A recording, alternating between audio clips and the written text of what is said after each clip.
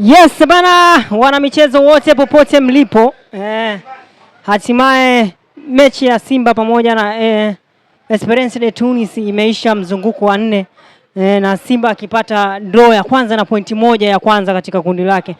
Tupo na shabiki hapa kindakindaki na mwenyekiti wa tawi la Mpira Pesa Shabani. Tumekuja kujadili mambo mawili matatu kuhusu mwenendo wa timu yake pamoja na matumaini ya timu. Je, matumaini bado yapo au tayari yamekatika? Mwenyekiti, habari yako bwana? Habari nzuri, nashukuru Mwenyezi Mungu. Tuko salama, Mwenyezi Mungu anasaidia.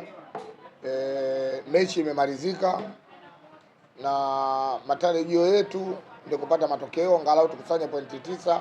Litakalotokea mbele basi tungeungana nalo, ila dondosha pointi 2 tu, tumeambulia moja. Tuseme na ndo tulichojaliwa, tunajipanga kwenye ligi.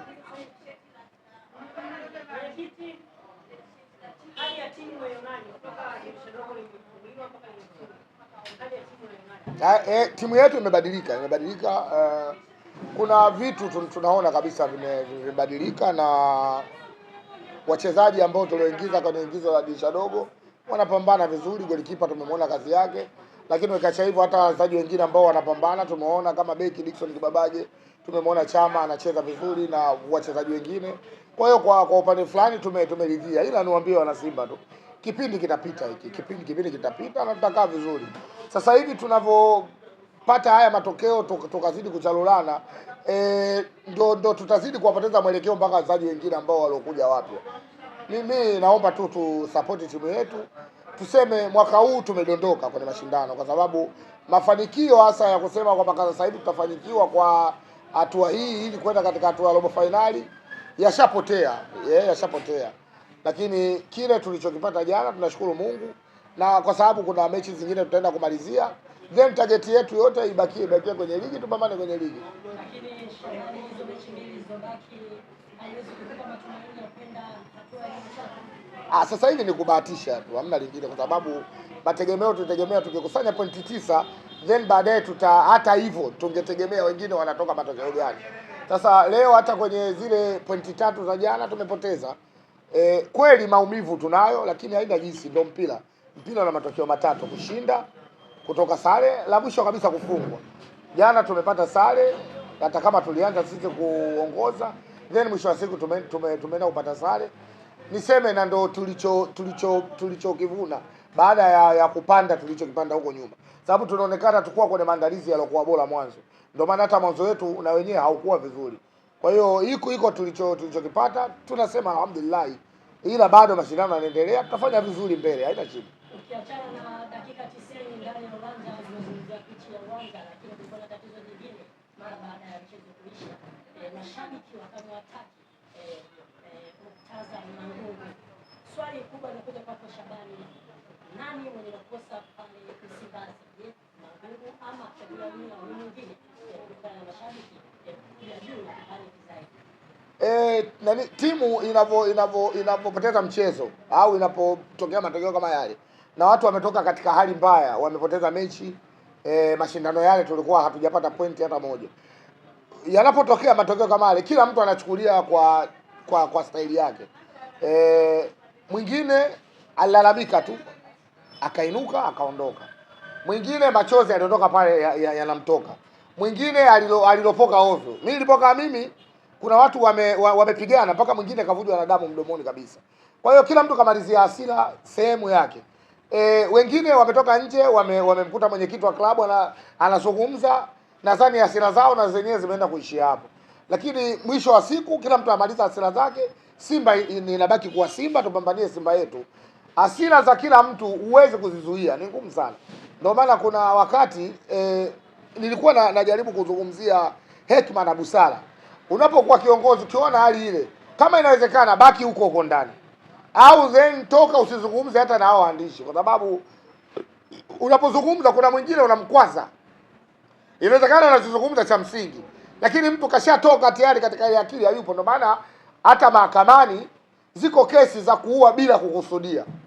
Mtu aenda kafanya tukio ambalo hakukusudia kulifanya. Kwa hiyo hata jana uwanjani kumlaumu mtu, mimi nasema sio kitu sahihi sana, hata kama ni makosa alofanya, kwa sababu Jana kila mtu katoka pale kapaniki, na kuna watu wananyoshewa vidole katika hili. Sasa yule mtu anapotoka uwanjani, timu ishakuwa imepata sare vile, akitoka akimkuta yule mtu, hivi kinachoendelea ni nini? Ndio inakuja ile sasa, kuna wengine wanaua bila kukusudia. Kwa hiyo mimi niseme tu mashabiki wa Simba tubakie kwenye mstari wetu, timu yetu ni timu yetu, tusupport. Msemaji wetu amesema Ahmed, sisi hatufuati kiongozi, tunafuata timu. Si tutembee na logo yetu ya klabu. Ila kama kiongozi unajua kabisa kila mtu anakushutumu wewe, ifikie wakati na wewe kiongozi basi time uwaonee huruma hawa watu, kwa sababu hawa watu wana malalamiko. Inawezekana malalamiko yale kweli yanasababisha wewe si tupoteze mechi, au inawezekana malalamiko yale ni ya uongo. Lakini kama unaipenda klabu yako na kama una hekima kweli, unabaki pembeni ili uangalie hayo malalamiko yao yanakuwa yanakulenga wewe ni malalamiko ya kweli au malalamiko ya uongo. Lakini unapokaa bado kwenye madaraka alafu unasababishia watu uchungu, ina maana hawa watu wanazaliwa watu wa tofauti. Mwanzo walikuwa wanasema mdomoni, leo wamekuataki kwa kukushika, kesho kitakachotokea ni nini? Kwa hiyo sisi hofu yetu isije ukapata madhara, alafu hata kitendo kilichofanyika jana mwenyekiti kimekudhalilisha. Wewe ni kiongozi mkubwa, ifikie wakati na wewe naye vile vile uangalie nyuma familia yako, then uangalie Simba, kwa sababu kwenye Simba watu wamelalamika. Kuna watu wamekufa Simba kwa kupoteza matokeo, na wengi wanashutumu kwamba inawezekana mfumo wako wa kiuongozi hauko sawa. Lakini ukiachia hilo, kibaya zaidi katika uongozi wako watu wamemwaga damu. Jana kuna kijana kapigwa lungu, si kapigwa na kitu gani, damu zimemwagika nyingi. Ogopa damu ya mtu inapodondoka, ogopa mtu anapomwaga damu, sehemu hiyo inakuwa ina matatizo makubwa sana.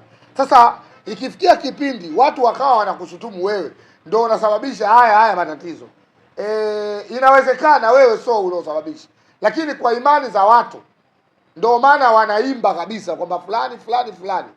Basi ifikie wakati hekima na busara itumike, waachie hilo dude lao Simba lao, waendelee na maisha mengine, maisha yaendelee. Shabani, unafikiri ni muda sahihi sasa Mangungu kuondoka madarakani? Na je, mashabiki wa jana wa Simba walikuwa sahihi kwenda kumwataki Murtaza Mangungu? Mimi siwezi kumpangia mwenyekiti abaki au aondoke, siwezi, kwa sababu nimemchagua. Uchaguzi umefanyika, hakujiweka mwenyewe, na kuna watu wamepiga kura wamemchagua.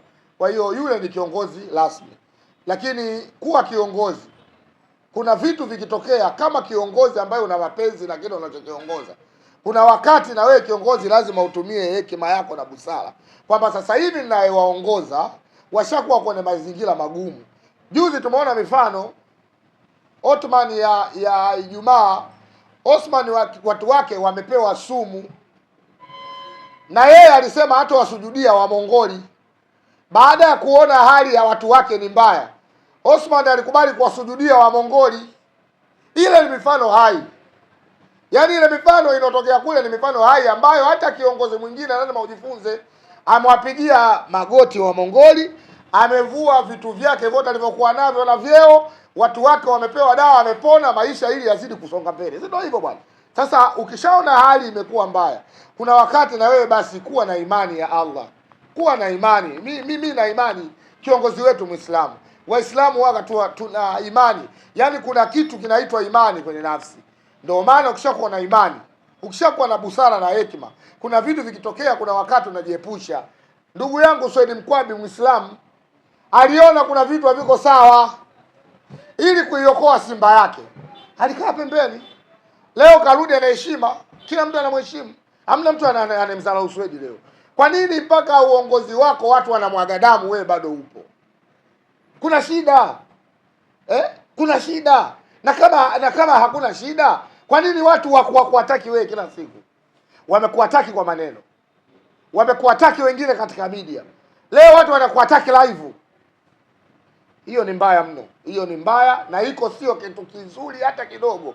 Kitakapoendea mbele kitaleta madhara makubwa ambayo utakwenda kuzungumza nini kwenye mbele ya Mwenyezi Mungu, wakati watu wanapoteza maisha yao kila siku kwa sababu yako. Iko ni kitu kibaya mno.